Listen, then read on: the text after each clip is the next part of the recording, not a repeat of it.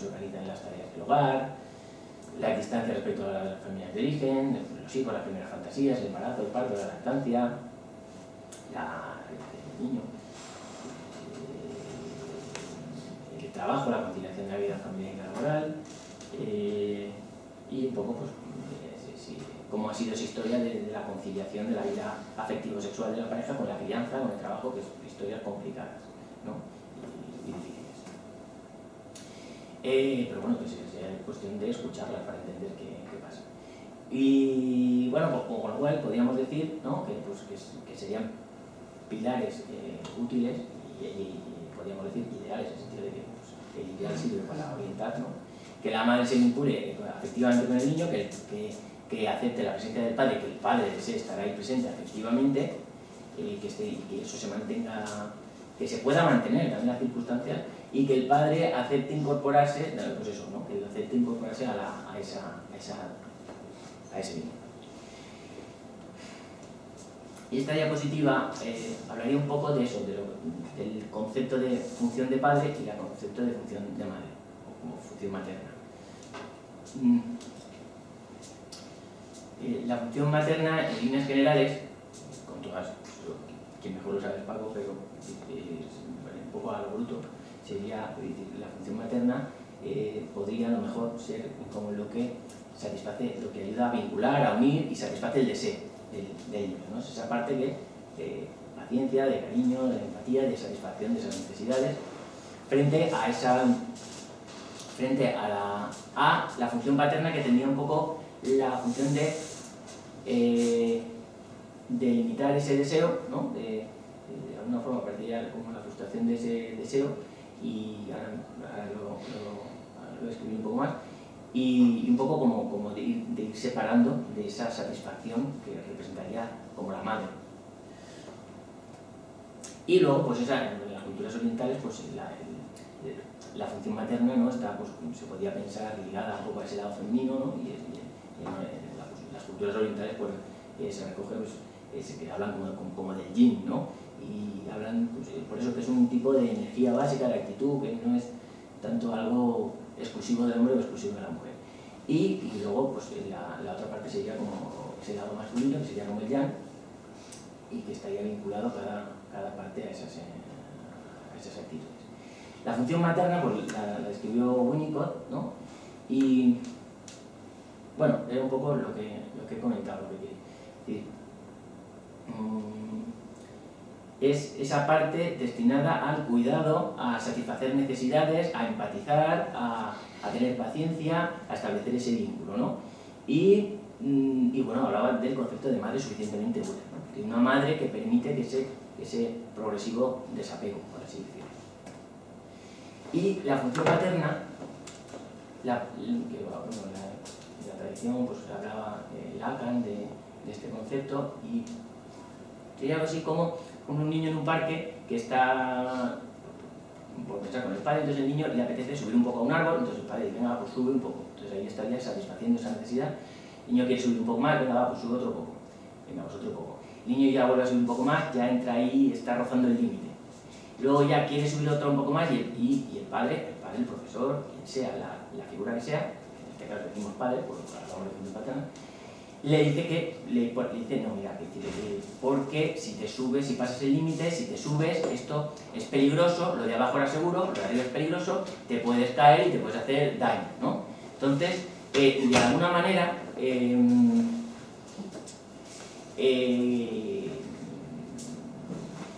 lo que entra en el mundo, o sea, la función paterna ayuda a entrar en el límite, o sea, en el mundo de la cultura, en el sentido de que limita la satisfacción, y entonces el niño se activan procesos de abstracción y tiene que pensar, o sea, cuando aparece el límite, aparece lo seguro y lo peligroso, aparecen esas categorías, y luego puede anticipar la consecuencia. No sé si esto sería exactamente así, pero de alguna manera sí que anticiparía esa consecuencia de caerse, o sea, el límite de alguna manera estimularía esos procesos, y de alguna forma avanzaría desde lo instintivo, desde la satisfacción del instintivo, hasta la parte más racional, que demora la gratificación, y ya aparece pues, el tema de los valores. Esa es, digamos, un poco la diferencia por decirlo de una forma así muy resumida. ¿Vale?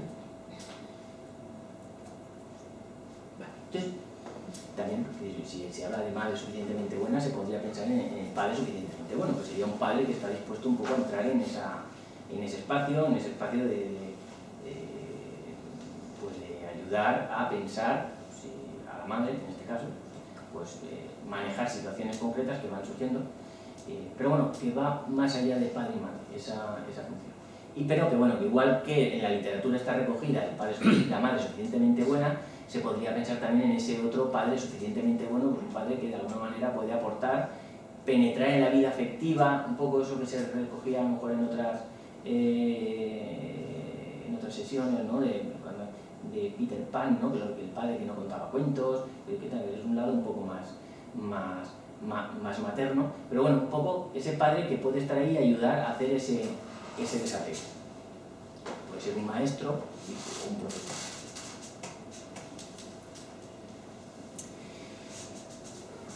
Bueno, entonces, cuando el sistema presenta una historia de un déficit en el sistema y un desequilibrio, como el que antes se ha recogido, pues se aumenta el riesgo de que se disparen los estragos parentales, ¿no? los síntomas. Lógicamente el primero es el niño, ¿no? Donde puede hacer explosión y aparecer esa sintomatología. Y esa sintomatología lo que expresa, el síntoma dice que algo está pasando en el sistema. Un niño que no para quieto, ¿no? El síntoma dice que en el sistema hay algo que no para quieto, que no termina de centrarse en lo que se tiene que centrar, que no termina de tener paciencia, que no termina de escuchar lo que le están diciendo, ¿no? El síntoma está expresando que en ese sistema está pasando eso, que lo está expresando el niño, ¿no? Eso no significa, es decir, también eso aparece recogido, aparecía recogido, ¿no? En el material, que no hay ninguna, o sea, no es que exista una interpretación para cada síntoma, eso, cada caso es un mundo y un universo, simplemente una manera de este planteamiento que presentamos es un poco de referencia a la hora de escuchar las historias y pensar. Y bueno, y nada, pues también pueden aparecer disminuciones en los rendimientos académicos, disminuciones en faltas, ¿no? de estimulación, retrasos, trastornos del desarrollo.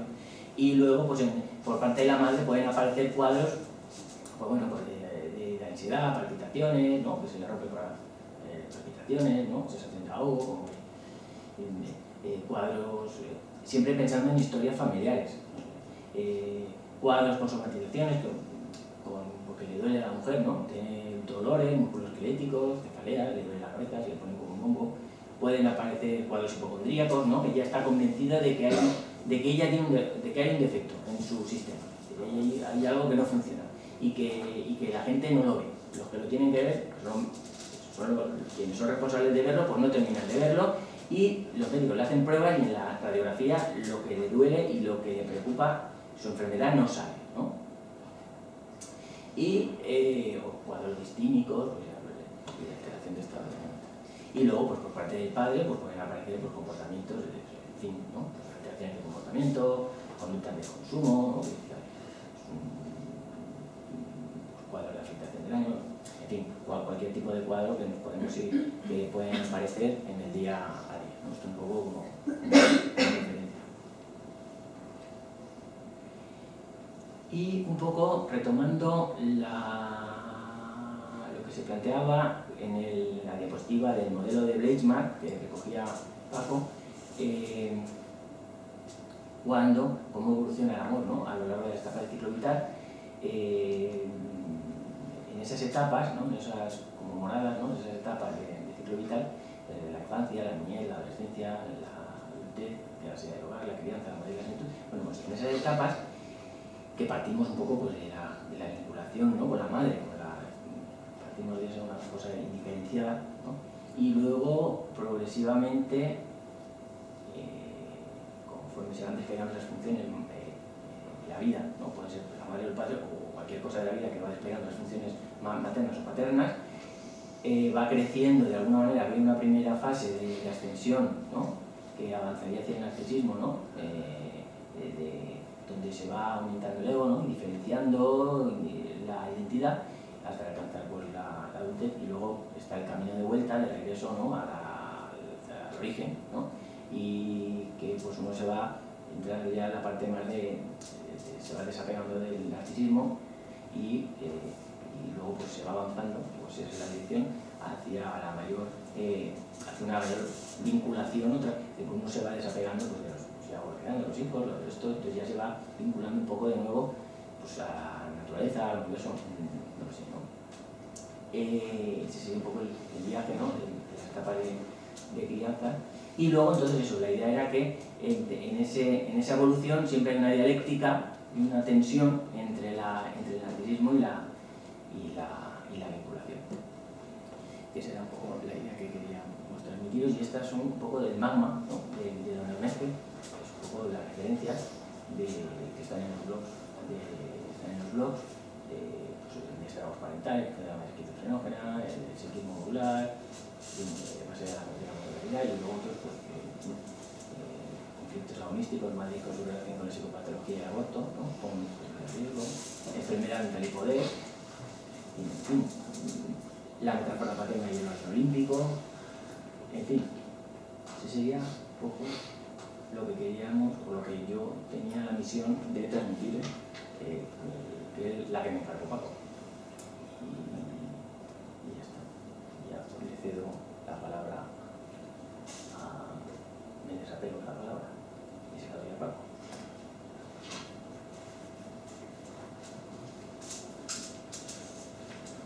Pues no hay que dejar desapegado.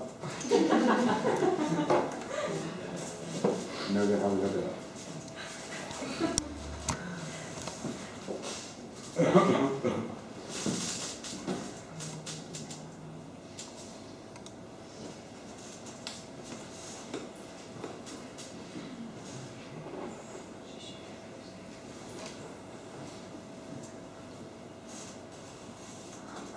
¿Alguien tiene algo que aportar?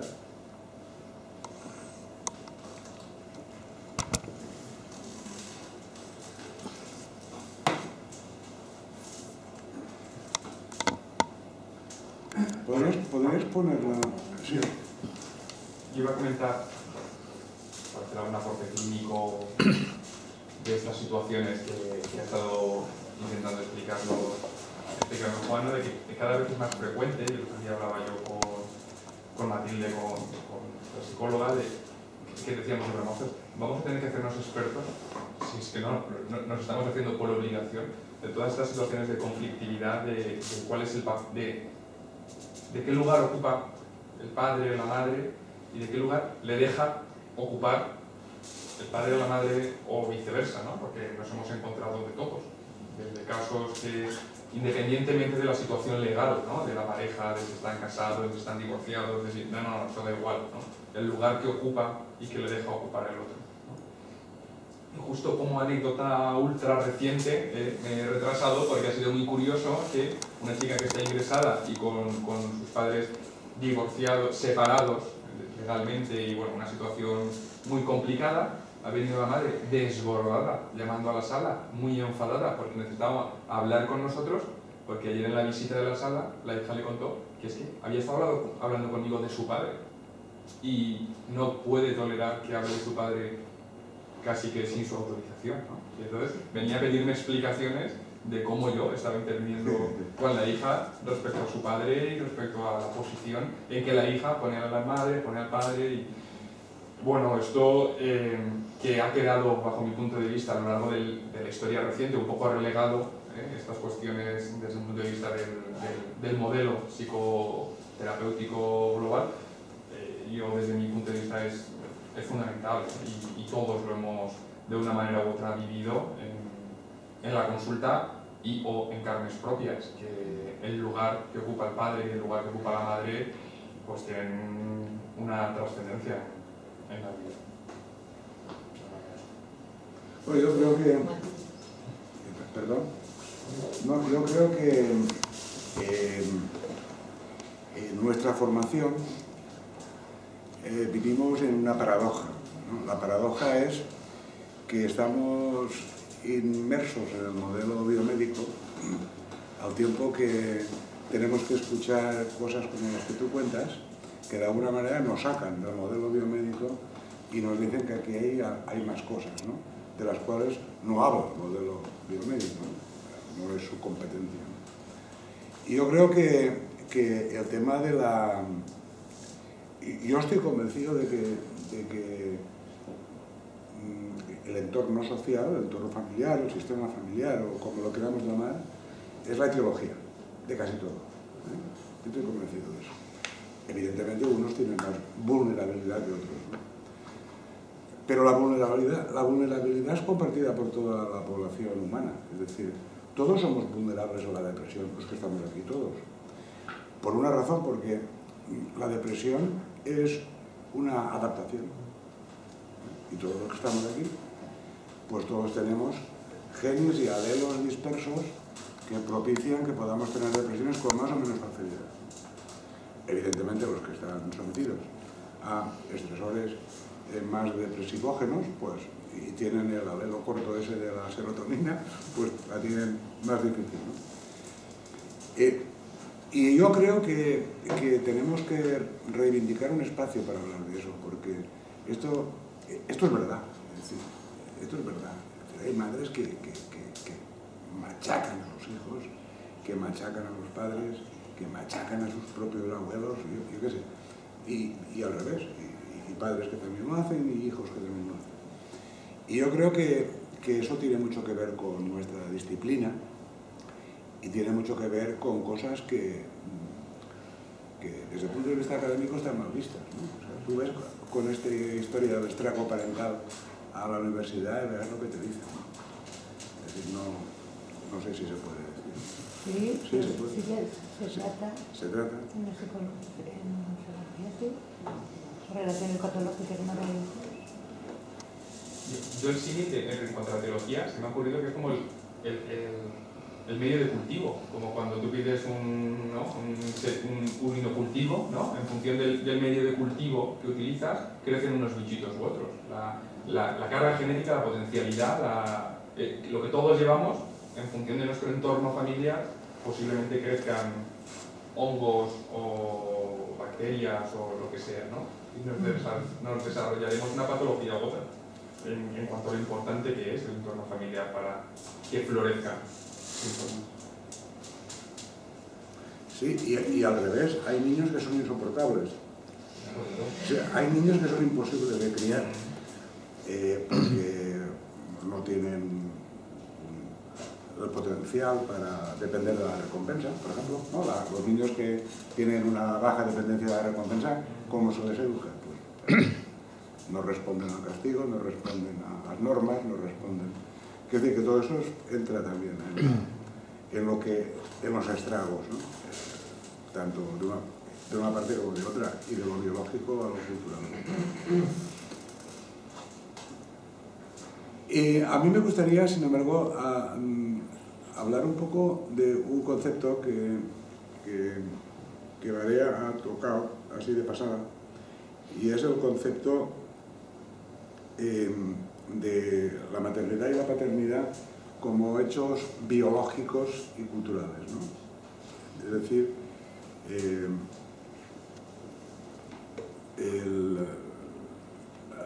la mujer es madre por naturaleza, es decir, eso no se aprende, eso es, ¿no? Y uno nace con eso, aunque no lo sea, es decir, siempre es, aunque no lo sea. Y sin embargo la función paterna es una función cultural, aprendida. Uno tiene que aprenderlo eso, ¿no? Uno no viene de serie con esa formación, ¿no? Es decir, que pertenece al ámbito de lo simbólico. O sea, es muy difícil de definir en qué consiste la función paterna, ¿no? Él ha hablado de separar, ¿no? El arquetipo de Aries. Aries es el que separa y Libra es el que une. Por eso Aries y Libra son opuestos. Es decir, hay un arquetipo que une y otro que separa. Y en este sentido, la dificultad de los hombres para con la paternidad es superior a la dificultad que tienen las mujeres con la maternidad. Y por eso la paternidad puede ser fortuita, la maternidad no. Es decir, la maternidad o eres o no eres, ¿no? Pero la paternidad puede ser fortuita porque es un símbolo, no es un órgano, ¿no? Ni es una cosa material.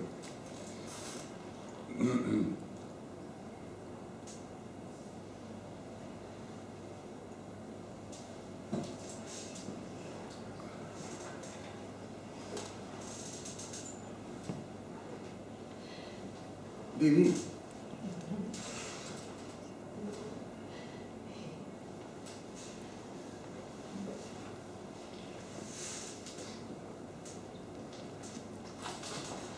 ¿Alguien tiene más que...? Yo voy a aprovechar la presentación, que me gusta por sobre todo para los términos simbólicos, y aprovechando que tenemos a Paco, me gustaría, pues eso, una opinión tuya sobre la parte de medicina tradicional oriental que ha puesto de yin, ¿no? Porque esto estaríamos hablando de mamás con exceso de yin, el exceso de la función maternal que impide que el padre pues, pueda actuar, y en situación de equilibrio, pues casualmente los niños afectos de un exceso de mamá yin hacen síntomas ya, o sea, todo cuadros aparatosos, cuadros de mucho ruido, de mucha actividad, y nada. ¿Qué opinión te merece eso? Pues, hombre, que nosotros lo podemos decir de otra manera.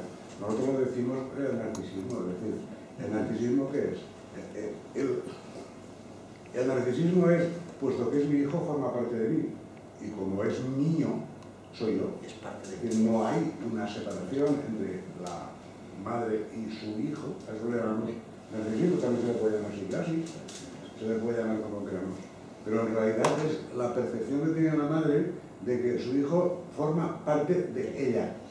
Y cuando el hijo enferma, ya enferma. Y si el hijo tal, se escapa, ya enferma. Un poco para bueno, es la que sostiene, digamos, la goma, ¿no? En este sentido, lo llamamos narcisismo. Esto los hombres no lo tienen, porque no sienten a los hijos como si fueran órganos que se arrancan, ¿no? No lo sienten así. ¿Por qué? Porque no son padres. Entonces, la mayor parte de las patologías que nosotros vemos son o bien por abusos, abandonos o maltrato de parte del padre, que eso sí que lo sabemos hacer, o bien excesos de vínculo, excesos de mamá, ¿no? Entonces, entre esto anda el juego. Sí, excesos de yin es lo mismo que decir la patología narcisista, ¿no? El narcisismo, del cual ya hemos hablado aquí muchísimas veces, desaparece con el amor. Es decir, desaparece con el amor a otro. En el momento que amamos a otro, el narcisismo muere. No del todo, pero muere gran parte de la carga narcisista, porque el amor en el fondo es antinarcisista. Si tú amas a otro, ya no te amas a ti mismo, a no ser que ese otro sea igual. Porque si es igual, entonces ya he dicho que otra vez, ¿no? Hay espejos narcisistas, ¿sí? Pero el amor en realidad es la superación de los vínculos narcisistas, siempre y cuando no sea nepotista. Que yo ame a mi hija no tiene mérito. El mérito es que te quiera a ti, ¿sabes? Eso tiene mérito. Pero que tú ames a lo tuyo, eso no tiene mérito. Eso es inmoral. Que amar a lo tuyo es inmoral. Políticamente incorrecto, antidemocrático. Antidemocrático, ¿no? Es decir, nuestra idea de la democracia es lo opuesto a nuestra vivencia nepotista. Es decir, ¿a quién favorecería yo antes que nadie? Mi hija. ¿Eso es democrático? No. Pero es así. Así somos. Es decir, esto, en una escuela donde fueran a morir 15 niños en un incendio, ¿yo quién sabe qué primero? Yo, a los míos. Yo a los míos. Y todos haríais lo mismo, ¿no? Todos. Eso es antidemocrático, ¿no? La democracia encaja mal con nuestra idea del nepotismo, ¿no?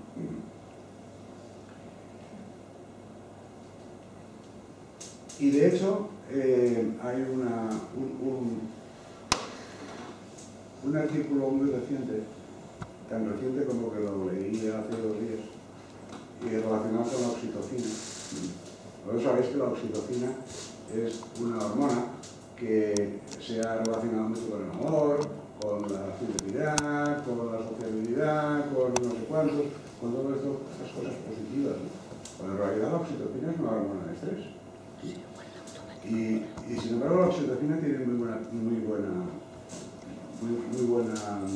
apoyo de los periodistas, y la oxitocina hace monógamas de las ratas que antes no lo eran, en fin, incluso ahora se está enseñando un tratamiento de un spray de oxitocina para el autismo, para, en fin, todo esto. Toda esta historia. Pues parece ser que la oxitocina lo que nos hace es más nepotistas, es decir, y más defensores de lo nuestro. No es que aumente la agresividad contra los extranjeros o que te haga racista, sino que favorece los intereses intramundo. Es decir, la oxitocina en realidad es una hormona etnocéntrica, que por cierto también está en contra de nuestros ideales democráticos, de fraternidad, igualdad, libertad. Pues no estamos diseñados para eso tampoco. Parece que estamos diseñados para defender lo nuestro, para defender a los nuestros, para querer a los nuestros, para preferir que los nuestros tengan ventajas y no tanto para favorecer a los extraños. Hay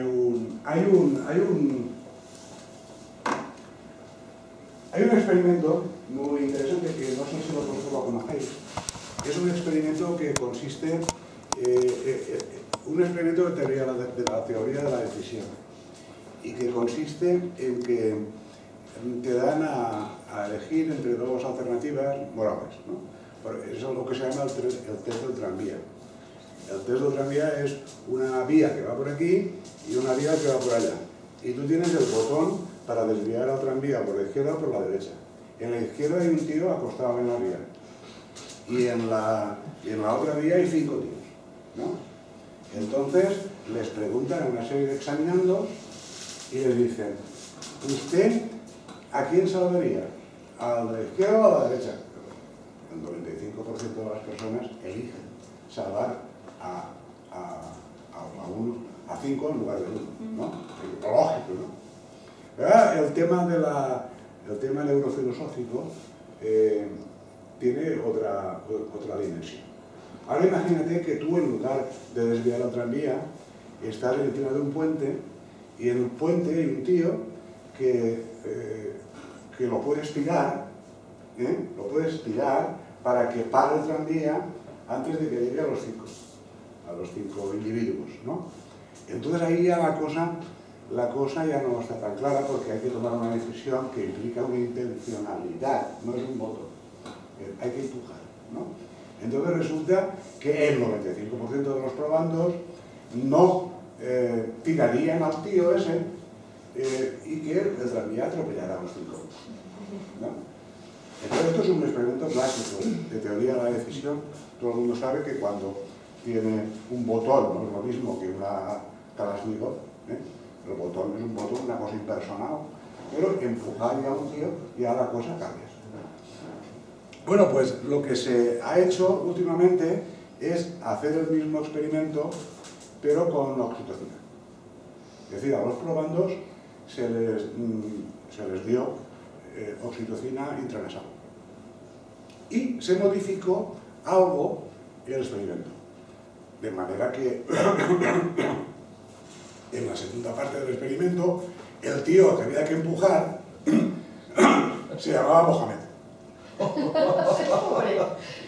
Y los tíos que estaban en la vía tenían nombres holandeses, porque este experimento se hizo en Holanda. Como sabéis, los holandeses quieren muy poco a los musulmanes. ¿Y qué sucedió en el experimento? Que todo el mundo estuvo de acuerdo en tirar a Mohamed para salvar a los 5 holandeses. Luego La oxitocina no es una hormona de amor, de afiliación, no sé cuántos y demás, sino que es una hormona etnocéntrica y racista. No tanto porque sea racista por sí misma, sino porque favorece la cohesión de los grupos. Como todos los hombres que habéis tenido hijos sabéis, ¿no? La oxitocina es una hormona que se opone a la testosterona. Y lo que hace cuando tenemos hijos es que nos dejamos de merodear, ¿no? Dejamos de merodear para atender a lo nuestro, que es nuestro patrimonio genético. Muy bien, si tenéis alguna pregunta, ahora es la oportunidad que tenéis aquí al probando. O algún comentario.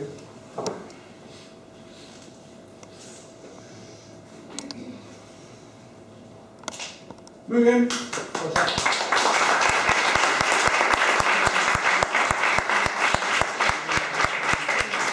El próximo febrero vamos a tener una sesión asistencial. Vamos a hablar de qué es la terapia comunitaria a cargo de Miguel Munoz. ¿Comunitaria? Asertiva.